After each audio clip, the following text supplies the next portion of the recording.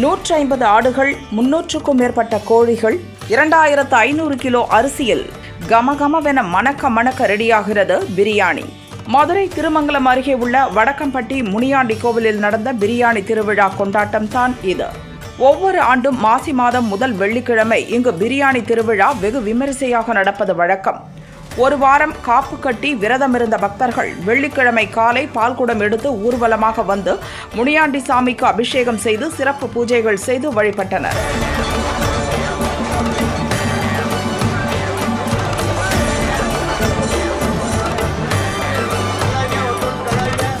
இந்த விழாவிற்கு தமிழகம், ஆந்திரா, கேரளா உள்ளிட்ட பல இடங்களில் முனியாண்டி சாமி பெயரில் ஹோட்டல் நடத்தி வருபவர்கள் மற்றும் உள்ளூர், வெளியூர் மக்கள் உட்பட ஏராளமானோர் கலந்து கொண்டனர்.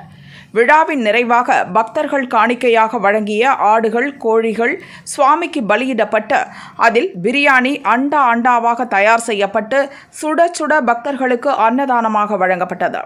அன்னதானத்தில் கள்ளிக்குடி, வில்லூர், அகத்தாப்பட்டி சுற்றுவட்டார கிராமத்தினர் ஆயிரக்கணக்கானோர் விடிய காத்திருந்து தாங்கள் கொண்டு வந்திருந்த பாத்திரங்களில் பிரியாணியை பெற்றுச் சென்றனர்.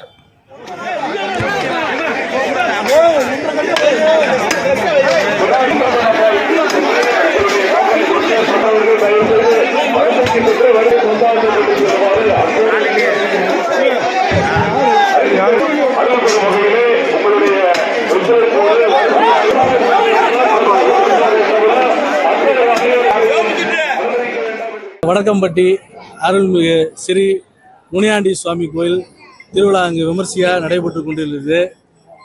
ஒவ்வொரு ஊர்லேயுமே கோயில் திருவிழானா ஆடுகளை பலியிட்டு அவங்கள இண்டிவிஜுவலாக வீட்டில் வந்து சமைத்து சாப்பாடு விருந்தினருக்கு வழங்குவாங்க. இங்கே அப்படி கிடையாது.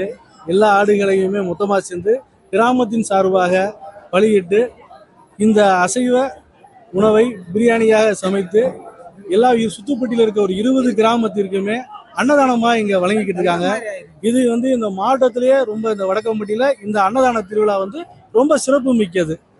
வணக்கம். வடக்கம்பட்டியை பொறுத்தளவு முனியாண்டி கோயில் வந்துட்டு ரொம்ப ஃபேமஸ்.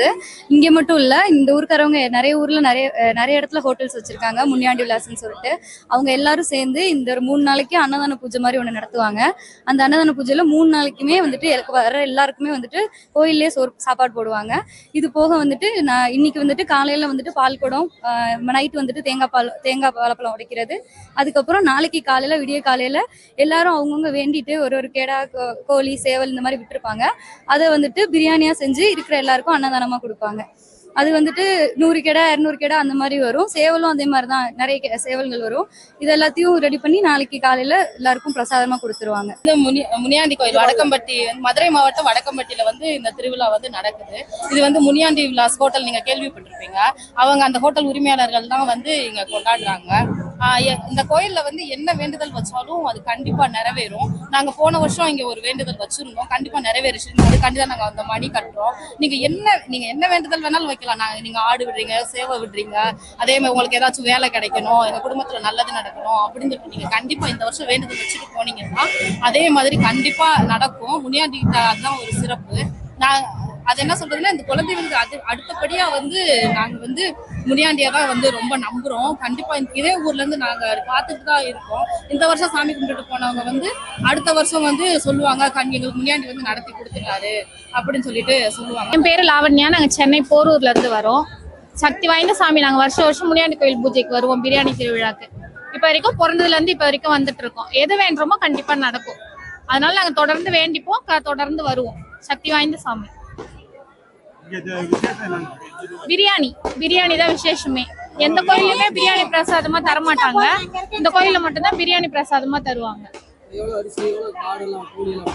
எப்படியும் ஒரு 250 ஆடு, 300 கோழி அதுக்கு மேலதான் போடுவாங்க, அதுக்குள்ள போட மாட்டாங்க.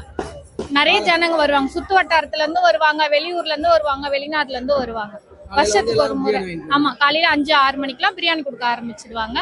காலையில வந்து எல்லாம் பிரியாணி வாங்கிட்டு போவாங்க. பிரியாணி சாப்பிட பிரசாதமா தருவாங்க. அதனால அதை பிரியாணி பிரசாதமா எடுத்துட்டு எல்லாரும் சாப்பிடுவோம்.